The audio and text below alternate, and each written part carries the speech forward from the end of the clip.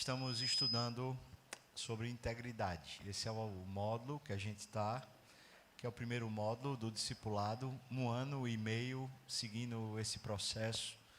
O que é a integridade? É a gente descobrir quem a gente é e a gente ter o privilégio de poder viver conforme a gente é.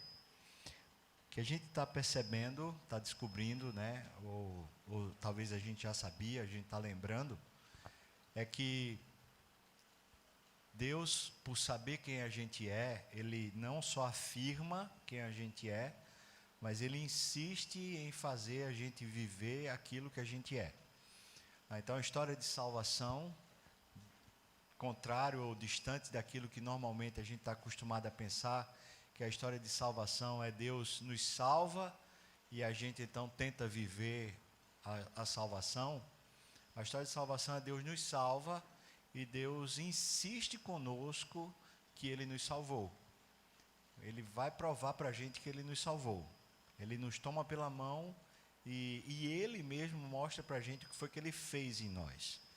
A gente vai descobrindo, à medida da nossa vida cristã, a gente vai descobrindo, vai ser bom tirar esse chiadinho, esse quase microfonia.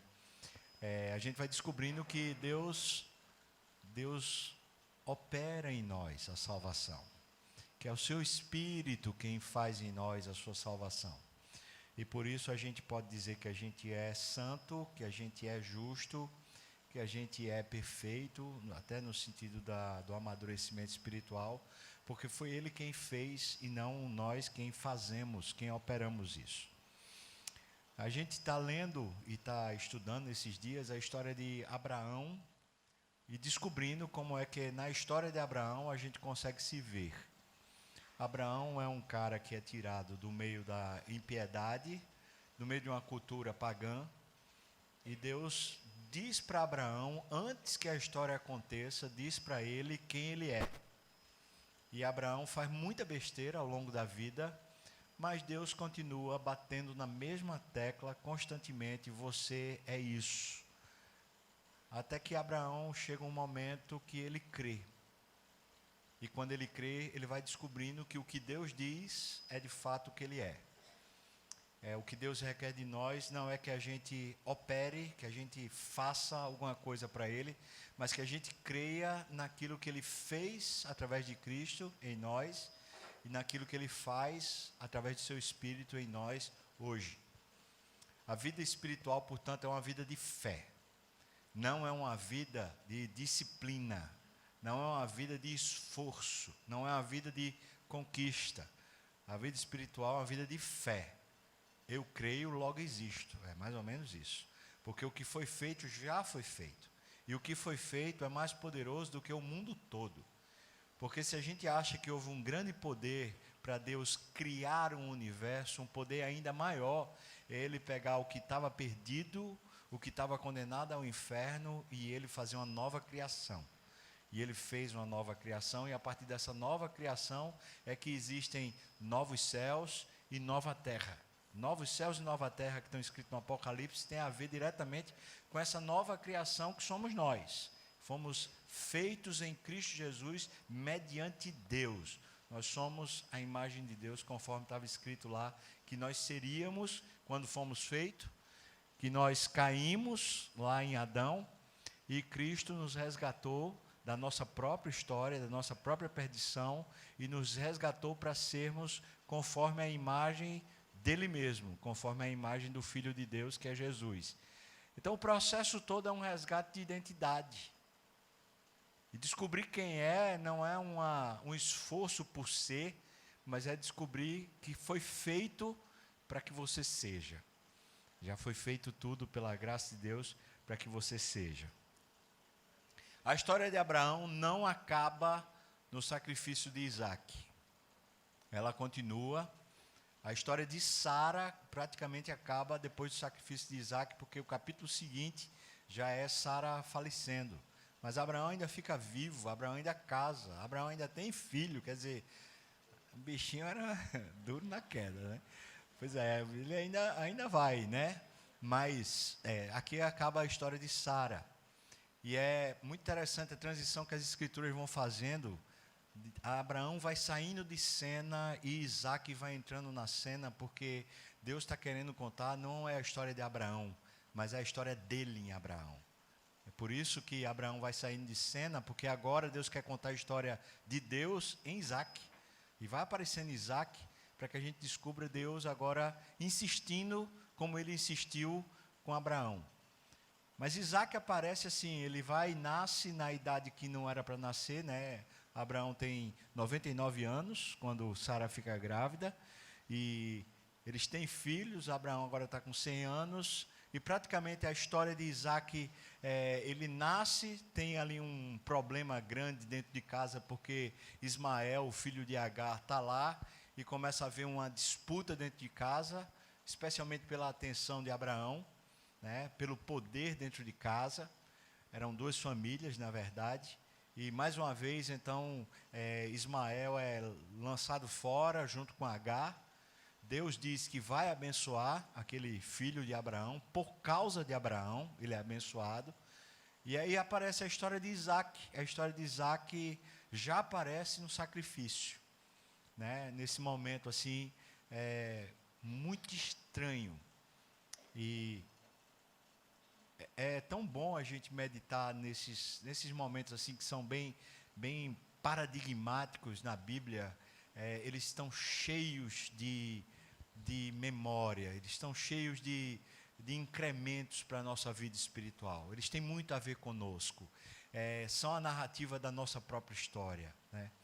E enquanto eu estava lendo a história do sacrifício de Isaac, hoje eu passei o dia debruçado com essa história e tentando absorver o que eu podia dessa história para a minha vida pessoal.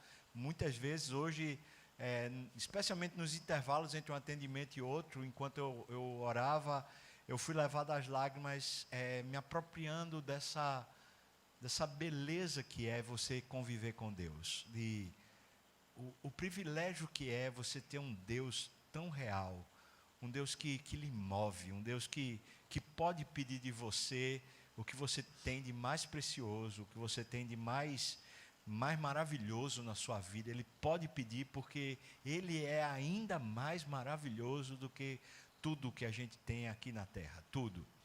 Essa é a história de Isaac. Eu estava...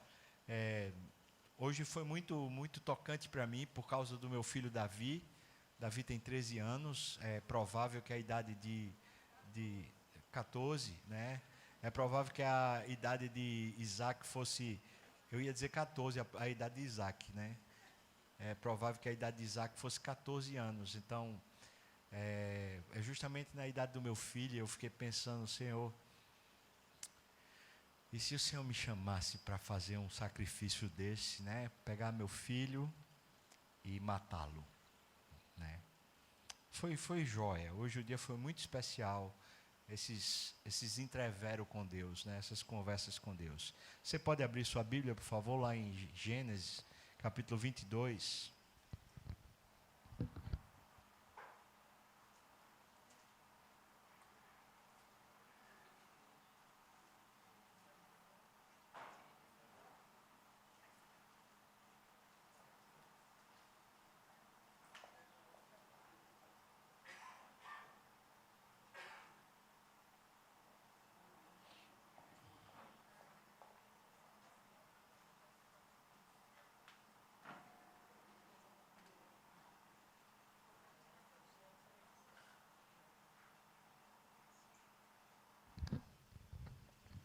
Gênesis, a gente vai ler do versículo 1 ao 19.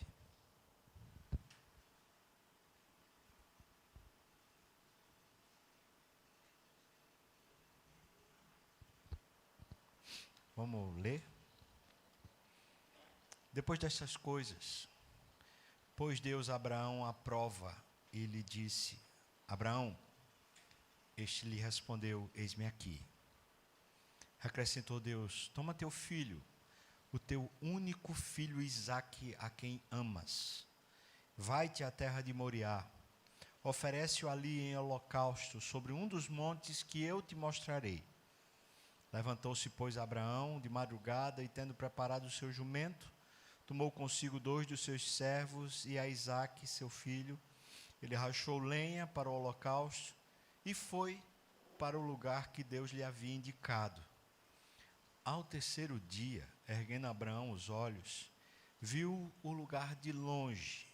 Então disse a seus servos: esperai aqui com o jumento, porque eu e o rapaz iremos até lá, e, havendo adorado, nós voltaremos para junto de vós. Tomou Abraão a lenha do holocausto e a colocou sobre Isaque, seu filho. Ele, porém, levava nas mãos o fogo e o cutelo. E assim caminhavam ambos juntos. Quando Isaque disse a Abraão, seu pai: meu pai? Respondeu Abraão: eis-me aqui, meu filho. Perguntou-lhe Isaque: eis o fogo e a lenha, mas onde está o cordeiro para o holocausto? Respondeu Abraão: Deus proverá para si, meu filho, o cordeiro para o holocausto. E seguiam ambos juntos. Chegaram ao lugar que Deus lhe havia designado. Ali edificou Abraão um altar, sobre ele dispôs a lenha, amarrou Isaque, seu filho, e o deitou no altar em cima da lenha. E estendendo a mão, tomou o cutelo para imolar o filho. Mas do céu lhe bradou o anjo do Senhor: Abraão, Abraão. Ele respondeu: eis-me aqui.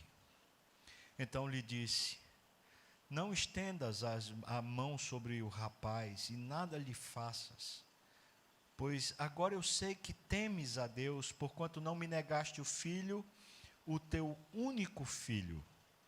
E tendo Abraão erguido os olhos, viu atrás de si um carneiro preso pelos chifres entre os arbustos. Então tomou Abraão o carneiro e o ofereceu em holocausto em lugar do seu filho. E pôs Abraão por nome àquele lugar: o Senhor proverá. Daí dizer-se até o dia de hoje: no monte do Senhor se proverá. Então do céu bradou pela segunda vez o anjo do Senhor a Abraão e disse: jurei por mim mesmo, diz o Senhor, porquanto fizeste isto e não me negaste o teu único filho, que deveras te abençoarei, e certamente multiplicarei a tua descendência como as estrelas dos céus e como a areia na praia do mar. A tua descendência possuirá a cidade dos seus inimigos. Nela serão benditas todas as nações da terra, porquanto obedeceste a minha voz. Então voltou Abraão aos seus servos e juntos foram para Berseba, onde ele fixou residência. Amém. Vamos orar de novo. Ó Pai, permita que a gente abra os olhos como Abraão abriu e que a gente olhe como Abraão olhou. E nos ajuda, Senhor, por meio desse texto, a tomarmos hoje mais vitamina, mais energia para a nossa fé, Senhor. Assim eu te peço no nome de Jesus. Amém, Senhor Deus. Amém. Eu pensei, o título de hoje é esse, olha: Deus se apropria da nossa vida para assim a gente poder refletir a imagem dele, ou assim ele poder ser visto aqui na terra. Queria que você pensasse nisso. O plano de Deus para a gente, para a nossa história, o plano de Deus não é que a gente faça isso ou aquilo outro. Deus não matou o filho dele à toa para que a gente pudesse fazer alguma coisa para ele. Deus matou o filho dele em nosso lugar para que a gente pudesse ter a vida do filho dele. Não foi para que a gente tivesse um plano, foi para que o plano dele se realizasse. Não foi para que a gente fizesse alguma coisa para ele, mas para que ele fizesse por nosso intermédio alguma coisa na terra. Não tem a ver conosco, tem a ver com ele. Não tem a ver com a importância que temos, mas tem a ver com a importância que ele nos deu.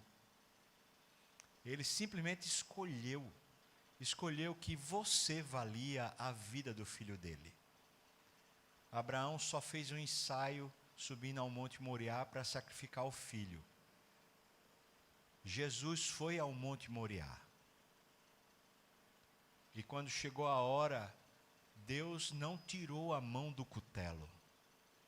Ele esfaqueou o filho dele. E se teve alguém que matou, foi Deus. Deus matou porque era o único que podia tirar Jesus da cruz. Mas ele matou porque ele olhava para mim e para você e dizia: eu amo. Eu quero que seja meu. Eu quero que essa vida, que essa história seja minha. Ele julgou ser oportuno que o seu filho morresse, para que eu e você pudéssemos ter a história nas mãos dele. Agora pensa, será que a sua história, olhando com os seus olhos, olhando com a sua maneira de ver, será que a sua história valia isso tudo? Olhando com seus olhos não vale. Como a história de Abraão, olhando, mesmo a gente olhando pela ótica da Bíblia, a gente olha e fala, não vale. Mas Deus assim quis. Deus quis, desde quando Ele criou o homem, Ele quis se revelar na terra a partir dos homens, dos seres humanos. É por isso que Ele fez você a imagem de Deus. Porque Ele quer se fazer visível através dessas histórias. E por mais irrelevante, por mais complicada, contenciosa, turbulenta, estranha, esdrúxula que a sua história possa ser, é essa história que Ele quer contar como sendo a história dele. Ele quer se revelar na terra. É por isso que Ele narrou a história desses homens que a gente lê na Bíblia. Para dizer para mim e para você, era eu. Ele fazia besteira, mas meu plano se consumava. Ele errava, e não era que eu endireitasse os caminhos dele. É que ele errava, mas eu insistia em que ele não era aquilo que ele fazia. Eu insistia que ele era o que eu dizia que ele era desde o começo. E a gente vai se conformando, tomando forma da imagem do Filho dele, que foi para isso que Cristo veio e morreu. Para nos resgatar do império das trevas e nos transportar para o reino de Jesus, o reino de Deus, a fim de que sejamos conforme a imagem do seu Filho, a imagem do Filho de Deus, a imagem do próprio Deus. Vamos dar uma olhada nesse texto, a gente vai seguindo aqui. Versículo 1 diz assim, depois destas coisas, a palavra coisas aí significa isso aqui. A ocupação, negócio, os atos que foram vividos na história de Abraão. Você dá uma olhada nos textos anteriores, você vai ver, Abraão foi para a terra dos filisteus, fez um acordo com Abimeleque, um acordo a respeito do poço, um acordo a respeito da terra, brigaram lá por causa do poço. Abraão foi lá e conversou com o rei. O Abimeleque é um título para uma realeza. Ele faz acordo. Ou seja, o que é que a Bíblia está mostrando para a gente? É que a história continua, e a história continuava do jeito que é a nossa história. Tendo coisas, tendo atos, processos, situações que a gente está lá na vida e a gente está resolvendo, a gente está fechando acordo, está sendo demitido, tem gente que faz injustiça, tem gente que a gente pede perdão, as coisas estão acontecendo. Depois dessas coisas, ou seja, a vida como ato contínuo está se processando. Chegou agora uma época que está na época de Deus pôr Abraão à prova. Por isso, depois dessas coisas, depois de ter passado uma série de fatos e atos na história de Abraão, está na hora de Deus mostrar para Abraão que o que ele disse que Abraão era, ele é. Prova é isso. Prova não é, em Deus a prova nunca é para testar se você passa ou não passa de ano. A prova sempre é para mostrar para você que o que ele disse que você é, você é. A prova é um atestado para você, não para Deus. E nunca será para Deus, porque Deus lhe conhece. Mas quando Deus põe você à prova, e quando me põe à prova, Ele está simplesmente fazendo a gente enxergar o que Ele prometeu, o que Ele falou, o que Ele disse que nós éramos. Nunca é a respeito do fato, sempre é a respeito da identidade. nunca é a respeito da responsabilidade, sempre é a respeito do filho dele, sempre é a respeito do plano dele, sempre é a respeito da história dele. Depois desses atos, dessas coisas, desses assuntos, desses casos, Deus pôs Abraão à prova. A palavra prova aqui é analisar, testar, tentar, provar. E então lhe disse, Abraão, aí veja o que é que Abraão responde para Deus. Está traduzido como eis-me aqui. Entretanto, no original é, eu estou olhando para o Senhor. Você vai lembrar que no último estudo, foi isso que Deus pediu a Abraão. Disse, anda na minha presença. Você lembra disso, irmão? Ou não? Semana passada, anda na minha presença. O texto literal é, olha no meu olho. Não se enxergue a partir de outra coisa, senão a partir de mim. Anda a sua vida olhando no meu olho, olhando para a minha face. Então, Deus chama Abraão e fala assim, ô Abraão. E Abraão responde, eu estou olhando, Deus. Isso é lindo, irmão. É perfeito. Abraão aprendeu a viver. Ele não está olhando para as coisas, conquanto as coisas todas estão acontecendo. A história está lá, está rolando. E tem muita coisa para resolver na história de Abraão, e ele está resolvendo.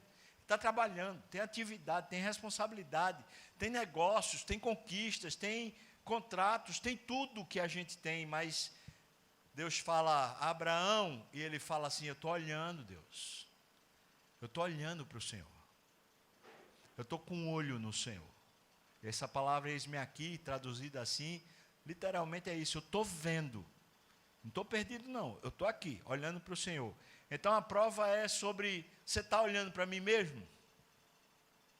Sabe por quê, irmão? Porque na hora que ele vai matar o filho, se ele não estivesse olhando para Deus, ele matava. Porque na hora que ele vai matar o filho, a gente vai ver isso aqui no final do texto, na hora que ele vai matar o filho, que o anjo diz, Abraão, Abraão, nessa hora, Abraão diz, eu estou olhando. Essa mesma expressão, eis-me aqui. Ou seja, se ele não estivesse olhando para Deus, ele simplesmente tinha feito a besteira. Mas Deus disse para ele, eu não estou fazendo isso, então você não vai fazer isso também não. Olha para o lado agora, e vê lá o cabrito lá, para poder você sacrificar no lugar do seu filho. Então me parece que a gente agora começa a entender como é que é essa vida que Deus deu para a gente viver. Lá, o autor aos Hebreus, no capítulo 12, ele diz para a gente olhar firmemente para o autor e consumador da nossa fé. O que é isso? Quando a gente olha para Deus, é quando a gente quer enxergar a história e tudo que se passa na história a partir dos olhos de Deus. É quando a gente está querendo ser interpretado aos olhos de Deus, em vez de interpretar a vida e contá-la para Deus. Veja como faria uma grande diferença se a gente, em vez de orar, fazendo a nossa interpretação da vida, a gente orar levando para Deus, se a gente simplesmente olhasse a história com os olhos de Deus e a gente pedisse, segundo Deus, aquilo que Ele quer fazer. Seria diferente ou não seria? Que grande diferença. E não é só uma questão de hermenêutica, ou seja, de interpretação dos atos e dos fatos, mas é, sobretudo, o olhar que se percebe agora, a vida é o olhar a partir de Deus. Que é isso que Deus está pedindo para Abraão. O versículo seguinte diz para ele, olha, toma o teu filho, o teu único filho Isaque. É uma lógica e uma ênfase aparentemente excessiva, mas Deus está querendo deixar muito claro o que esse filho representa para Abraão. Tanto que ele fala, a quem amas. Essa palavra amor, aqui é amor entre pessoas, isso inclui família, é desejo humano, veja só, por coisas tais como alimento, bebida, sono, sabedoria, amor humano por outra pessoa ou para Deus e uma atitude amigável. Então, esse filho se a gente pudesse traduzir no sentido maior dessa palavra amor, a quem amas, esse filho que é para você como se fosse o ar que você respira, o alimento que você se alimenta, a bebida que sacia sua sede, esse filho que é para você uma coisa mais do que importante, ela é o centro da importância da sua história. Agora, por favor, irmão, olha de novo para a história de Abraão e pensa se dá para considerar Isaac alguma coisa menor do que o centro da história de Abraão. Quando Abraão está em Ur, que Deus fala para ele, sai da tua terra, sai da tua parentela, vai para o lugar que eu te mostrarei, Deus diz para ele que vai fazer dele uma nação, vai fazer dele um pai. Ou seja, o tempo todo na história de Abraão, era o tempo todo na expectativa desse filho. Vamos dizer assim, o projeto que moveu Abraão ao longo de toda a vida foi o projeto do filho. Esse homem viveu para ter o filho. Esse homem saiu, ele foi para todos os cantos que Deus mandou para ter o filho. Se pudesse haver uma motivação fora Deus para Abraão viver a história que ele viveu, a outra motivação seria o filho. Eu vou dizer então que o projeto de vida de Abraão, o centro da vida de Abraão, certamente foi o filho chamado Isaac.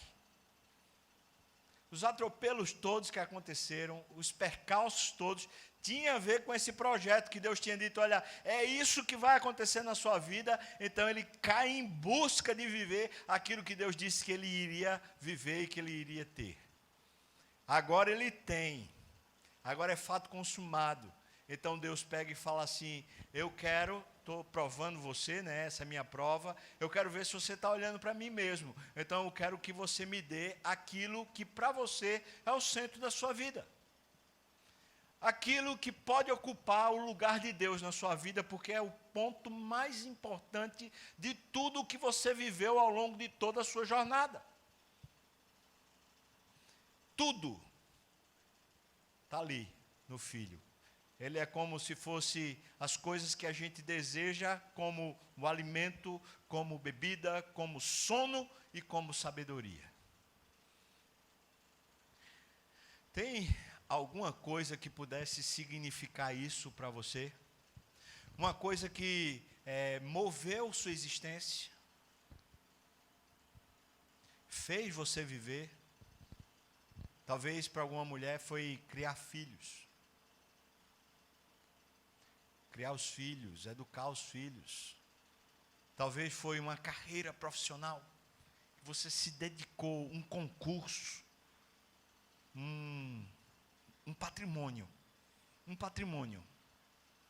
um apartamento para poder morar, talvez um plano de aposentadoria que você lutou a vida toda para conseguir ter, eu não sei, essas coisas me parecem ainda pequenas, fora filhos, talvez as outras todas ainda sejam pequenas para exemplificar, mas tem alguma coisa assim super importante para a sua vida? O que seria Isaac? Que lhe moveu ao longo da vida. E lhe move ao longo da sua vida. O que foi? Às vezes para uma mulher, às vezes para um homem é casar. O que é que para você pode ter esse senso de importância? Que você não se sente realizado enquanto essa coisa não acontece. E se acontecer, toda a sua energia emocional é para aquilo continuar existindo, para aquilo continuar florescendo. Isso não pode morrer, porque isso é o ponto mais importante. O que é? É impressionante como Deus brinca com isso na nossa vida. Porque Ele nos chama para ter um projeto de vida.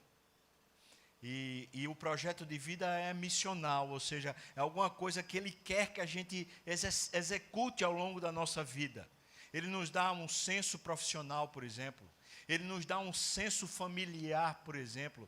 Ele nos dá necessidades pessoais de satisfação em coisas. E todos nós temos. E Deus dá isso para a gente se mover ao longo da vida.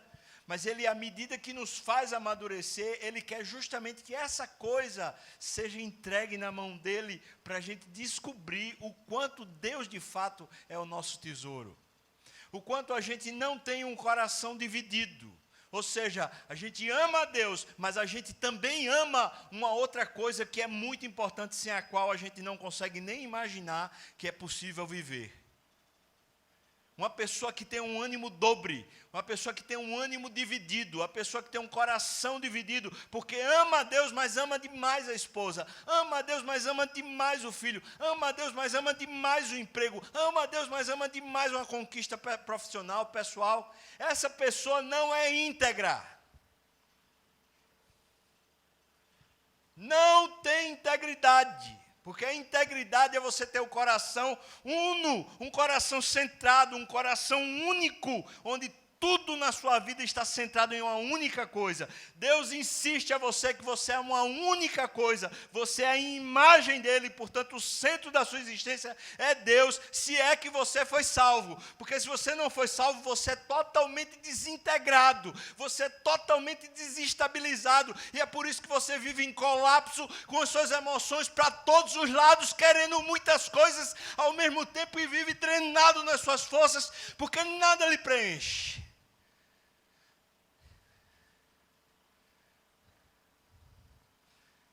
Me dá o que tu amas. Vai-te à terra de Moriá e oferece ali um holocausto. Holocausto, literalmente, significa oferta queimada. Não uma oferta para mim, mas uma oferta para o vento. Em outras palavras, destrua.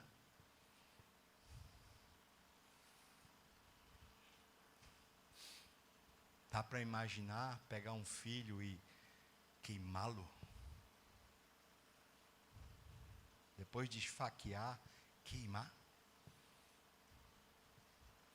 Dá para imaginar você abrir mão desse senso que às vezes você tem, de que tem uma estabilidade profissional, uma estabilidade na carreira? Dá para abrir mão?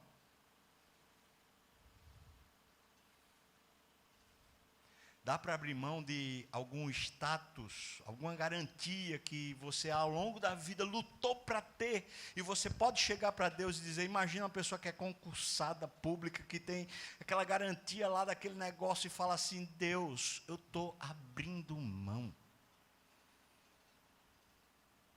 Pode me tirar.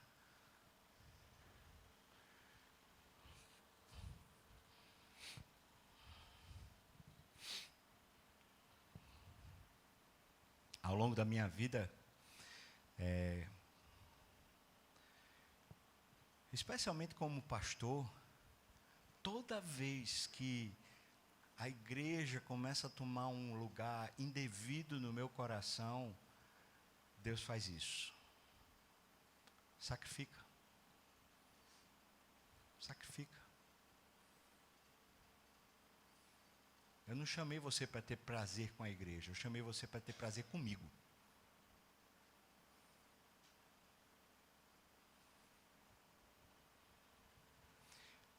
Deus disse para ele, eu quero que você queime a oferta. Ela não vai servir para você porque está queimada, mas também para mim não serve. Queima. E diz mais, vai lá para um dos montes que eu te mostrarei. Essa palavra mostrarei é, eu vou falar ao seu coração. Agora, irmãos, imagina como é que está o coração desse homem. O que é que você acha? Tá bom, Deus, eu vou levar. Como é que está esse coração para poder ouvir a voz de Deus? Dá para ouvir a voz de Deus? Hein, irmão? Tem muita gente que fala assim, mas hoje era tão bom que a gente conseguisse ouvir a voz de Deus. A gente, naquela época o povo conseguiu ouvir a voz de Deus, hoje a gente não consegue ouvir a voz de Deus. Era tão bom que Deus falou, alô, como é que você está aí, irmão? Na bênção. E Deus não fala, não fala. Fala ou não fala? O coração da gente é que está cheio demais, irmão. Tem tanta coisa importante. É ou não é? Tem tanta coisa importante que esse coração cheio não dá para Deus falar para ele. Porque é como se fosse só mais uma voz. E não é que Deus não fale. O problema é de escuta mesmo. É que a gente não ouve. É por isso que Abraão está dizendo, eu tô de olho. Porque mesmo que eu não ouvir, eu vou fazer leitura labial. Eu estou de olho. Que o Senhor disse, eu estou vendo. Está aí, ó Deus. Meu coração está aí. Não está aqui não. Está aí. Vamos dar uma olhada nesses versículos até o versículo 7. Dê uma olhada aí, por favor. Versículo 3 diz, levantou-se, pois, Abraão de madrugada, e tendo preparado o seu jumento, ele tomou consigo dois servos, também a Isaque, seu filho, preparou tudo, rachou lenha para a oferta queimada, ao holocausto, e foi para o lugar que Deus lhe havia indicado, que era lá na região de Moriá. E diz assim, 4º versículo, ao terceiro dia, erguendo Abraão, o que, irmãos? Os olhos. De novo, ele está vendo, erguendo os olhos, ele viu o lugar de longe, o lugar era a região do Moriá. Então disse Abraão aos seus servos, esperai aqui com o jumento, e eu e o rapaz iremos até lá, e havendo adorado, nós voltaremos para junto de vós. Parece que ele tem uma convicção que Hebreus depois vai desvendar para nós, né? A convicção é que nós vamos voltar junto. Mas veja só, Abraão não tá pensando que ele não vai matar o filho. Não está. O que ele está é crendo em Deus. Ele está dizendo, se esse é o plano de Deus, vai dar um jeito. Eu não sei qual. Mas eu vou matar meu filho. Como é? Com Isaac morto. Está subindo a serra, mas para ele Isaac morreu. Agora, ele sabe que Isaac vai voltar. Agora, ele sabe que vai voltar vivo. Mas assim, ele não sabe como é que isso vai acontecer, não. O que diz o autor aos Hebreus é que ele esperava contra a esperança. Para ele, Deus era possível de ressuscitar Isaac. Ou seja, para ele, ele vai matar. Ele não está com aquela esperança do tipo assim, Deus só está brincando. Que às vezes a gente tem essa esperança, não é não, irmão? Como? A dor da morte, a dor da perda já está lá. Continua o texto, fala versículo 5. Então, versículo 6. Tomou Abraão a lenha do holocausto e a colocou sobre Isaque. Ele pegava só o fogo e o cutelo. E assim eles caminhavam juntos. A palavra juntos aqui é a palavra unidos, como se fosse uma só pessoa. E ela dá um sentido de alguém que está realmente assim, colado. Fiquei pensando que Abraão deixou Isaac carregar os gravetos, porque eu acho que ele quis passar a mão sobre o filho. Isso é só a minha imaginação. Por causa da expressão ser tão forte, como se fosse um homem só subindo. Então, é como se ele tivesse pego assim, o último tempo que eu vou ter com meu filho, então eu quero estar sentindo ele. Eu quero ter o cheiro dele ainda na minha pele. Tá subindo, segurando lá o fogo, o cutelo, mas como se fosse uma pessoa só. E eles estão subindo. Aí chega no versículo 7. O versículo 7 diz, quando Isaac chega e diz para Abraão, seu pai. Isaac fala assim, meu pai. Essa expressão no original é, você é o cabeça, você é o fundador da nossa casa, você é o responsável, você é o líder, você é quem manda, você é o meu pai. O que mostra que Isaac está em plena confiança a respeito do seu pai. Está dizendo assim, estou fechado com o Senhor. Só não estou entendendo. Respondeu Abraão, eis-me aqui. Essa palavra eis-me aqui, ela não está lá no original. Ele não fala isso. Ele só diz assim, meu filho. Só que a expressão filho aqui é filho como se fosse criancinha.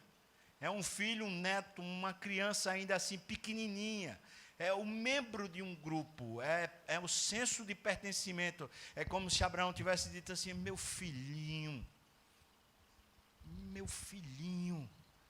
o que é que você quer? O texto está mostrando para a gente quanta emoção tem nesse negócio. O negócio está forte pra caramba, não está acontecendo um negócio como se fosse de plástico. Eles estão sentindo. O filho está dizendo: pai, eu estou confiando. Eu não estou entendendo, eu estou confiando. E ele está dizendo: você é meu filhinho, você é meu filhinho.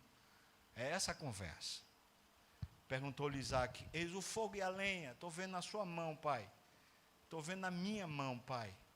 Onde é que está o animal, o cordeiro que vai ser queimado? Estou confiando no Senhor, mas estou achando muito estranho. E Abraão, agarrado com o filho, falando: você é meu filhinho, você é meu filhinho. E não tem o que responder para o filho, a não ser o que ele responde depois. Versículo 8, ele diz: Deus proverá para si, meu filho. Essa palavra para si não está muito clara lá no original, mas a palavra proverá está. E essa palavra proverá é isso que está aqui em amarelo. Elohim vai examinar a situação. Veja como é que funciona a cabeça de alguém que está olhando para Deus, em vez de estar olhando para as perdas. Olhando para Deus, em vez de estar olhando para o que vai perder ou os problemas que estão acontecendo. Mas consegue olhar para os problemas e para as perdas, olhando para Deus. Ou seja, reinterpreta a situação que está vivendo olhando para Deus. Ele diz: Deus, Elohim, vai examinar, Ele vai ver, Ele vai considerar, Ele vai tomar conta, filho. A palavra proverá aqui é isso. Ele não está dizendo que vai ter alguma coisa que substitua, mas ele está dizendo assim: Deus é quem está considerando tudo, Deus é quem está vendo tudo, Deus é quem está examinando, Deus vai levar em conta tudo, filho. Fica tranquilo. A confiança não é na substituição. Ele não está confiando que vai haver uma substituição, ele está confiando que Deus vai fazer o que é certo. Isso é ele voltando para o Éden, irmão, porque vocês vão lembrar que quando Deus expulsa o homem e a mulher do Éden, ele diz assim: porque o homem e mulher se tornaram como Deus, discernidores do bem e do mal, e eles não podem viver assim como pessoas que discernem o bem e o mal, porque eles não são Deus, então eles saem do Éden. Veja o que Abraão está falando. Ele está falando: eu não discerno, filho, eu não vou dar meu juízo de valor a respeito do que a gente está vivendo, filho, porque Deus vai levar em conta, Deus vai considerar, Deus é quem vai dizer para nós o que é bom. Quando a gente passa a olhar a história com os olhos de Deus, a partir de Deus, em vez de olhar para as situações, para falar com Deus, porque a gente faz assim: Deus, seria tão bom se o Senhor fizesse assim. Não é, irmãos? Não é assim que a gente faz? Por favor, Deus, faça isso, porque é isso que a gente precisa. Não é assim que a gente ora, irmãos, ou não? Não é? Agora veja a inversão que está acontecendo no coração de Abraão.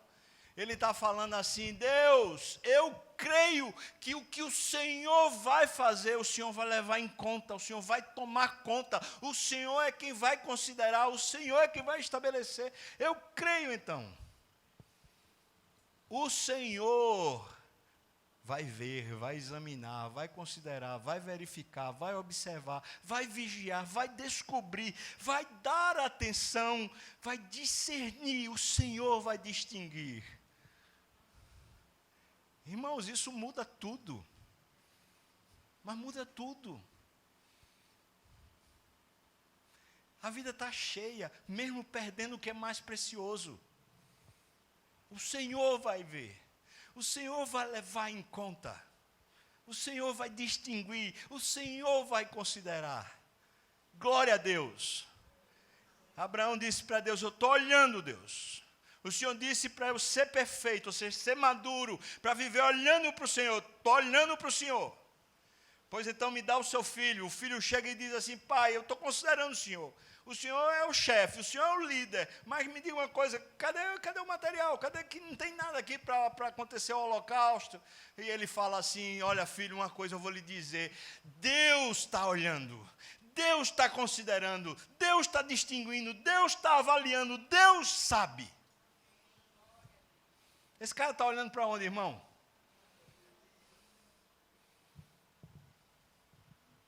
Aí quando a gente fala sobre fé, será que isso não se aplica justamente para as nossas situações? Ou isso é coisa de outro mundo, irmão? Se a gente tiver que subir um monte e tiver que sacrificar alguma coisa, se a gente estiver olhando para ele e dizendo, o Senhor leva em conta, o Senhor é quem sabe, o Senhor é quem distingue, o Senhor é quem vai fazer o melhor, então eu posso subir, e posso subir qualquer degrau, qualquer montanha, qualquer coisa, porque ela não é alta demais, porque ela não é difícil demais, porque é o Senhor quem sabe, eu não sei. É o Senhor quem sabe. E o texto diz que seguiam ambos juntos. De novo, eles estão coladinhos. Abraão não está abrindo mão, abrindo espaço. Ele está dizendo, olha, eu estou aqui com você. Você vê o coração, está pulsando. A perda está chegando perto. A morte vai chegar. Mas o Senhor é que sabe. O Senhor vai levar em consideração. O Senhor está tomando conta. O Senhor é que sabe. Dá para continuar. Versículos agora 9 e 10. Volta aí, diz assim. Versículo 9. Chegaram ao lugar que Deus lhe havia designado. E ali edificou Abraão um altar. Queria que você pensasse que a Bíblia citou algumas vezes que Abraão fez um altar. Mas você vai lembrar, você estava aqui, se você estava nos estudos de Abraão, você vai lembrar. Ele fazia altar e depois desobedecia, você lembra disso, irmão, ou não? Você lembra? Fazia o culto, mas depois ele ia pelo caminho dele, ele ia pelas necessidades dele, ele fazia o culto, mas ele não temia, ele não reverenciava, ele não respeitava a opinião de Deus sobre a sua vida. Mas ele fazia o culto, ele fazia o altar. Mas agora não, agora ele vai fazer um culto, e vai haver temor no coração de Abraão a respeito de Deus. Essa palavra temor é reverência, um profundo respeito, dizendo, eu sei que ele sabe o que é melhor para mim, é por isso que eu o adoro, é por isso que eu o louvo, é por isso que eu me entrego, porque eu sei que ele vai fazer o que é melhor para mim. Isso é temor, isso é respeito. Não é levando para Deus uma causa e dizendo, Deus, carimba, por favor, essa causa, porque sem essa causa eu não sei viver. E ele diz, tudo que você não sabe viver sem ela virou ídolo para você, virou Deus para você e precisa ser morto. Será que tem um filho seu que precisa ser morto? Um emprego? Um patrimônio? Uma garantia? A fim de que você cultue a Deus? E me parece que na história de Israel, toda vez que o povo começou a viver o conforto humano, das garantias humanas, o povo se perdia de Deus. Assim, ó. Mas toda vez que Deus começava a acochar a situação, o povo voltava para dizer, Deus, a gente precisa do Senhor. Mas Deus não é besta, nem trouxa. Aí Deus chegava e dizia, vocês estão querendo é conforto, vocês não querem a mim não. Porque quando vocês querem a mim, vocês não querem para ter o que vocês querem a mim para me ter. E não para ter o que vocês querem. Deixa eu perguntar para você então, à luz disso que a gente está aprendendo. Como é a sua história narrada por você? Você é uma pessoa feliz? Está satisfeita com a sua história? Deus tratou bem você até hoje? Ou é distrato em cima de distrato? Tristeza em cima de tristeza? E na sua narrativa no final que você vai dizer assim, eu fui um lascado e Deus pouco se importou e eu só fiz a vida toda foi sofrer. É isso?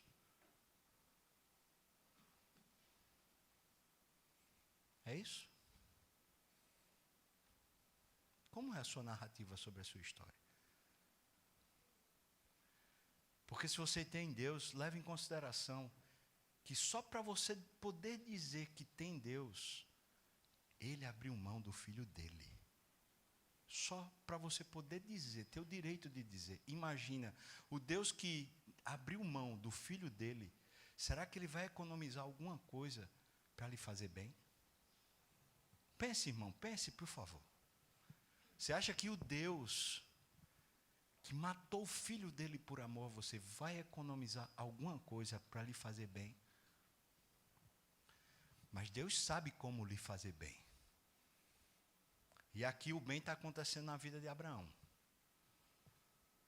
Está livrando Abraão de cair numa idolatria com o filho. Que é um bem maior. Deus está lhe fazendo mal, irmão? Vou usar uma outra linguagem. A vida está lhe fazendo mal? A vida está muito injusta? Está muito dura? Alô?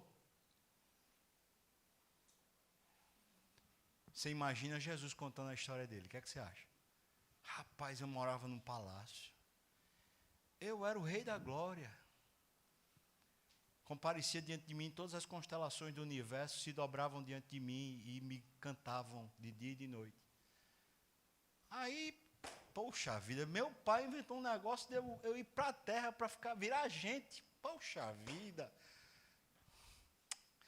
É muita injustiça, não é, irmão? Morar com aquele bando de medíocre, aquele bando de abestalhado, um povo mal cheiroso. É ou não é, irmão? Hã?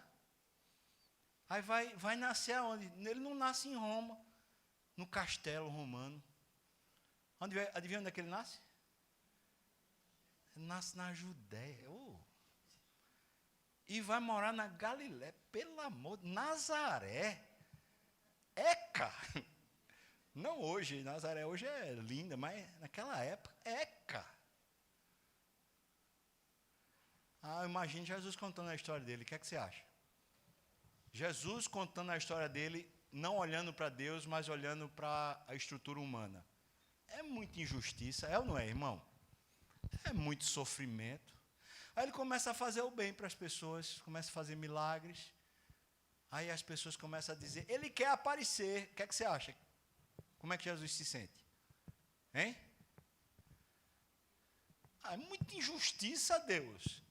Estou aqui servindo os caras estão falando mal de mim. Deus, não, é muito problema essa vida. Eu não quero mais não, estou estilando. Amém, irmão? Ou não? Essa vida é uma praga, uma desgraça. Você tem que matar um leão todo dia. Eu não quero mais não, chiei. Estou arregando, eu vou subir aos céus logo. Amém?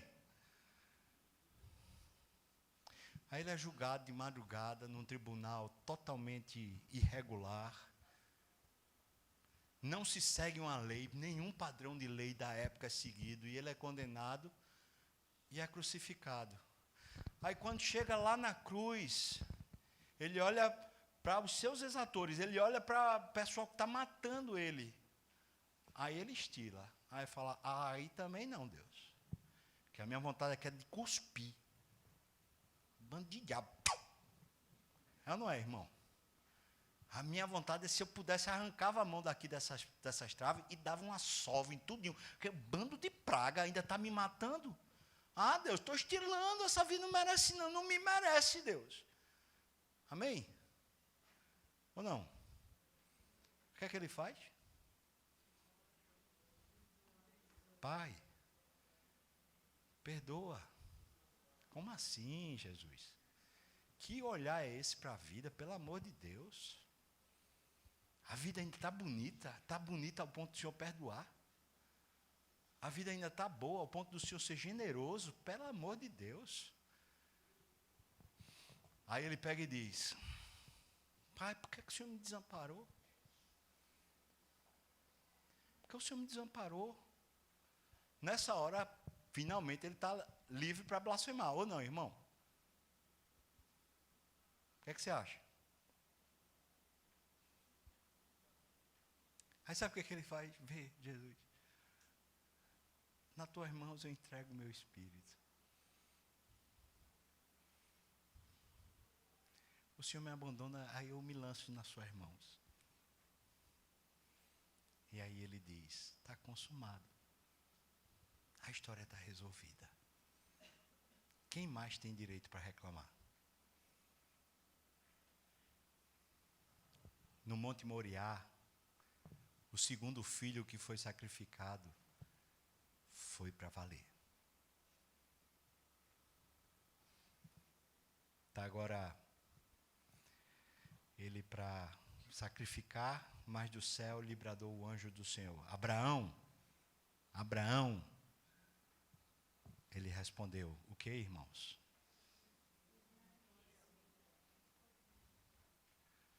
Eu estou olhando, Deus. Eu estou vivendo o pior momento da minha vida. O Senhor me pediu para fazer aquilo que não se pede. Mas eu estou olhando, Deus. Meus olhos estão no Senhor. Onde é que você acha que o coração de Abraão está, irmão? Está em Deus ou está em Isaac? Está em Deus ou está no plano de Deus? Onde é que está o coração de Abraão? Está em Deus ou no plano de Deus? Está em Deus, irmão. Eu continuo olhando Deus. Versículos 12 e 13, ele diz assim: então lhe disse, não estendas a mão sobre o rapaz e nada lhe faças, pois agora sei que temes a Deus. Essa palavra temer aqui é aquela que eu falei de reverência. O que Deus está dizendo para Abraão é, agora teve culto. Faz tempo que a gente ensaia, né? Desde quando chamei você de lá, você fica fazendo altar, mas cadê o culto? Você vem, faz o altar, mas cadê o culto? Cadê o culto? Cadê o culto? Cadê o finalmente você chegar e dizer, Deus, o Senhor me satisfaz plenamente. Por isso eu entrego qualquer coisa ao Senhor, porque o Senhor me satisfaz plenamente. Cadê o culto? Nunca tem um culto, agora teve. Agora você teme a mim. Agora você me tem por mais importante do que qualquer coisa na sua vida. Agora teve culto. Agora você teme a Deus, porquanto você não me negou o seu filho, o seu único filho. Então, tendo Abraão erguido os olhos, como assim erguido os olhos? De novo, Abraão. Esse cara não cansa, não? Aqui eu vou dizer para você, irmão, se a gente fosse contar essa história aqui, na Vera, se essa fosse a nossa história, a gente contando para o povo do trabalho e tal, sabe o que é que eles iam chamar a gente? Quais são os adjetivos que ele chamaria você? Me diga. Doido, o que mais? Hã? Fanático, o que mais? Mentiroso, abestalhado, ou não é? Isso é fé? Isso não é fé, não, isso é demência, não é? Irmão, estou falando... Abraão é o quê? É um demente? É um abestalhado? Ou será que a gente aqui é demente e abestalhado por não desfrutar a vida de Deus? E a gente fica o tempo todo querendo ter os Isaques da vida da gente para a gente ficar satisfeito. Com o coração todo dividido para lá e para cá. E nunca satisfeito de verdade, porque a única satisfação real que um coração pode ter é se deleitar em Deus. É por isso que ele olha de novo, erguendo os olhos, viu atrás de si um carneiro preso pelos chifres entre os arbustos. Ele tomou Abraão o carneiro e ofereceu em holocausto em lugar de seu filho. Versículo 14. E pôs Abraão por nome aquele lugar. Ele chamou Jeová Jirê. Eu não sei se a palavra é Jeová, tá?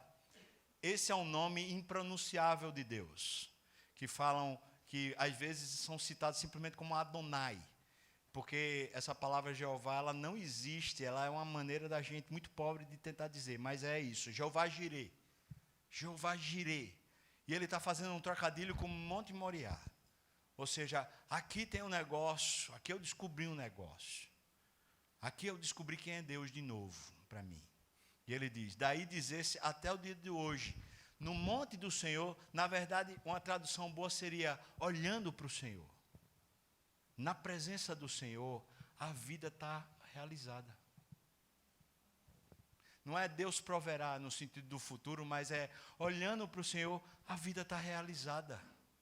A vida não está desencaixada, não está fora do lugar, ela não está prejudicada, ela não está cheia de perdas, ela não está cheia de problemas. Olhando para o Senhor, a vida está boa.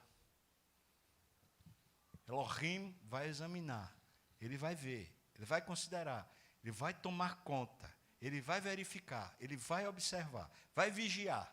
Elohim vai descobrir, ele vai dar atenção a você, ele vai discernir, ele vai distinguir. Amém, irmão? Ou você não crê? Olhando para ele. Olhando para ele é que você descobre que a vida está encaixada. Mas se você olhar para a vida e tentar incluir ele, ele vai vir como ele é, com a vida já encaixada. A gente não convence Deus a fazer os nossos projetos. A gente não convence Deus a tentar dar uma mãozinha para a gente para as coisas darem certo. Porque para Deus já deu certo.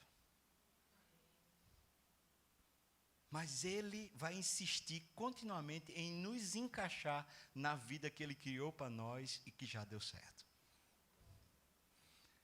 Não é Deus que se encaixa na nossa vida, é a gente que se encaixa na vida de Deus. O que faz a gente se encaixar na vida de Deus é o coração inteiro.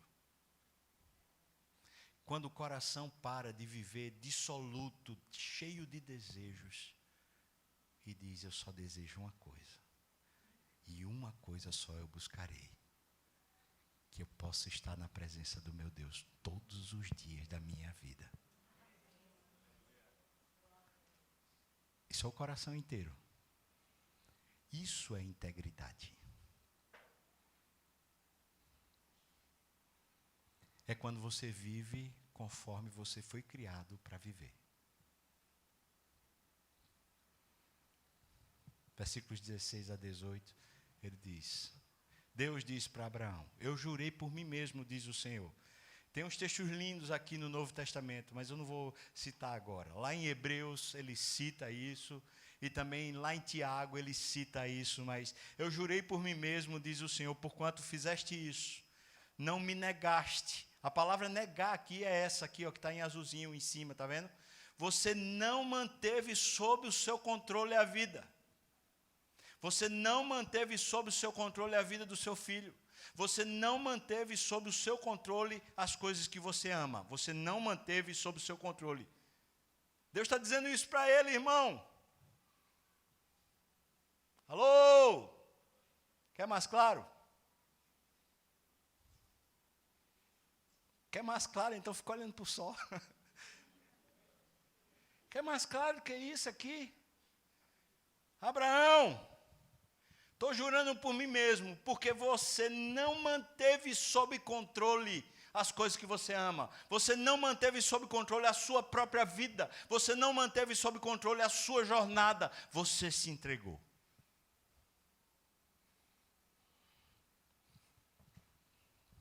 Aí ele diz, deveras eu te abençoarei, e certamente te multiplicarei. Se você ler aí o versículo 17 e 18, o texto todo, ele fala que vai fazer o que ele disse desde o começo que faria. Ou seja, ele só está confirmando que o que ele disse vai acontecer.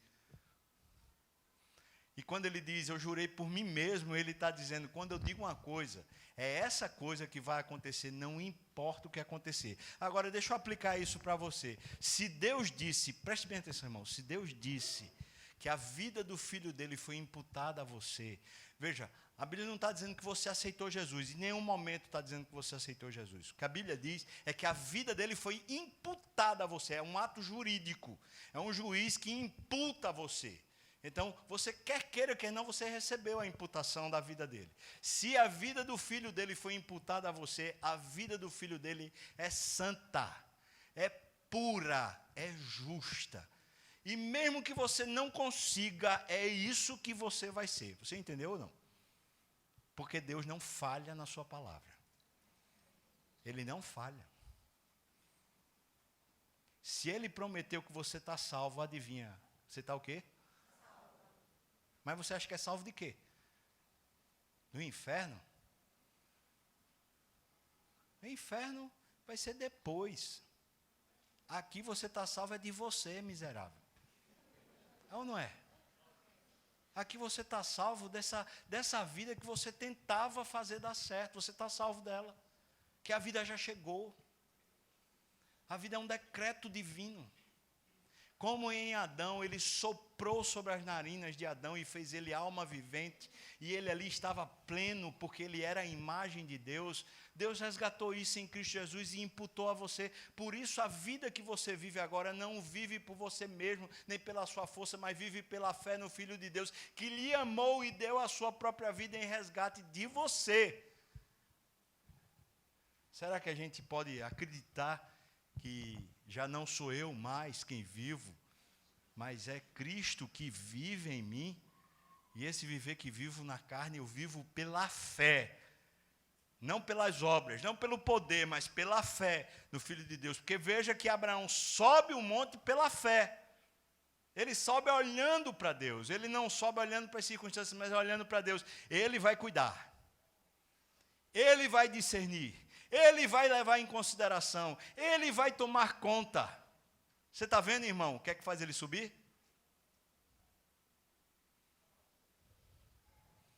Deveras te abençoarei, certamente te multiplicarei, porquanto a palavra obedecer. Olha o que é a palavra obedecer. A palavra obedecer não é esforço. Eu tenho que fazer, eu tenho que fazer, eu tenho que fazer. Mas sabe o que é? É você consentiu. Você anuiu, você concordou. Você atendeu a solicitação que eu fiz. Você concedeu seu filho. Você abriu mão. Você abriu mão da prerrogativa de ter o domínio. Então, quando ele diz, você não negou o seu filho, ele está dizendo, você não ficou segurando, você não manteve sob seu controle, mas você deixou eu fazer. E agora está dizendo, você me obedeceu, a palavra obedeceu, é você simplesmente se submeteu ao que eu estava fazendo. Você viveu como minha imagem. Você não viveu segundo os seus planos, ou segundo o que você entende que eu quero que você faça, mas você viveu conforme a minha imagem. Você simplesmente abriu mão do poder e do controle, e você se entregou para que eu fizesse através de você a minha vontade na sua vida. Não é simples? Eu acho. Versículos 15 a 18 diz assim, o texto todo, né? Então do céu bradou pela segunda vez a voz do anjo a Abraão e disse, jurei por mim mesmo, diz o Senhor, porquanto fizeste isso e não me negaste o teu único filho, que deveras eu te abençoarei, te multiplicarei, a descendência como as estrelas do céu, como a areia da praia, como a areia do mar, e a tua descendência possuirá a cidade dos seus inimigos, e nela serão benditas todas as nações da terra, na tua descendência, que é a descendência de Isaac, que era o plano desde o começo, que Deus tinha pedido para ele sacrificar, e porque ele não segurou, ele não reteve, mas pelo contrário, ele se submeteu e entregou na mão de Deus. Deus está dizendo, agora eu estou confirmando, absolutamente tudo o que eu disse para você, porque o que eu disse é o que é a sua vida. Agora talvez a gente entenda um pouco melhor, mas se Deus quiser, a gente durante esse ano e o ano que vem, a gente vai entender bem mais o que significa viver pela fé. Não é uma utopia. É viver crendo no que Deus diz. Deus diz quem você é, então creia naquilo que Ele diz. Não tente ser o que Ele diz que você é, porque você, tentando ser, você falsifica. Imagina um papel tentando ser uma cédula de $100. Não é, é? Mesmo que desenhe bonitinho, vira. Agora, se o Banco Central lá dos Estados Unidos fizer a cédula de $100, é cédula de $100. Mesmo que alguém chegue e diga assim, mas não é. Mas é. Deixa de ser? Então, o que eu quero dizer é o seguinte, se Deus pega e diz que você é, você é. Você não precisa tentar ser. Mas se você também não é, nem adianta tentar ser, porque não vai ser mesmo. O máximo vai ser uma falsificação grosseira de ser filho de Deus. Se você é crente, preste atenção. Se você é crente, você é santo. E estou falando de uma santidade, não é hipotética, é que isso está dentro de você. E a única coerência que vai ter é você se render a isso, a viver essa vida que vem da mão de Deus como santa. O que acontece? A gente deixa de pecar? Não, a gente até peca. Mas a gente peca para descobrir, à medida que a gente peca, que a gente não é mais aquilo que a gente era antes de ter Cristo no coração. É por isso que o pecado tem um gosto azedo na boca da gente. Mesmo que na hora dê prazer, mas dá prazer para depois a gente se sentir mal o resto da vida por aquilo que a gente não é. Porque se chamarem você para viver conforme aquilo que você não é, você vai viver a vida toda achando ruim, porque você não é aquilo que diz que você é. Então imagina tentarem fazer você viver como se você fosse um boi, num curral, dando capim, dando ração, e você levando carga. Amém, irmão? Aí você dizer, mas eu não sou boi. Mas continuam conduzindo você como fosse boi. Mas eu não sou boi. Pois é. Se você é crente, se você é salvo, você é santo porque foi lhe imputada essa vida. Não porque você tenta ser. Mas se você não é santo, se você não é salvo, então nem lhe pesa o coração você fazer qualquer pecado que seja. Pode pesar quando o pastor fala, pode pesar quando você está na igreja, mas na vida e no coração não pesa, porque para você é só uma tradição religiosa, é só uma tradição dos homens, mas não tem a ver com aquilo que você é dentro de você. Mas se você é salvo, é como se você fosse gente no meio de gente. Você está encaixado, porque é isso que você é. E não gente no meio de boi. Não fica num jugo desigual, porque você não é mais aquilo que o mundo é. Dúvidas?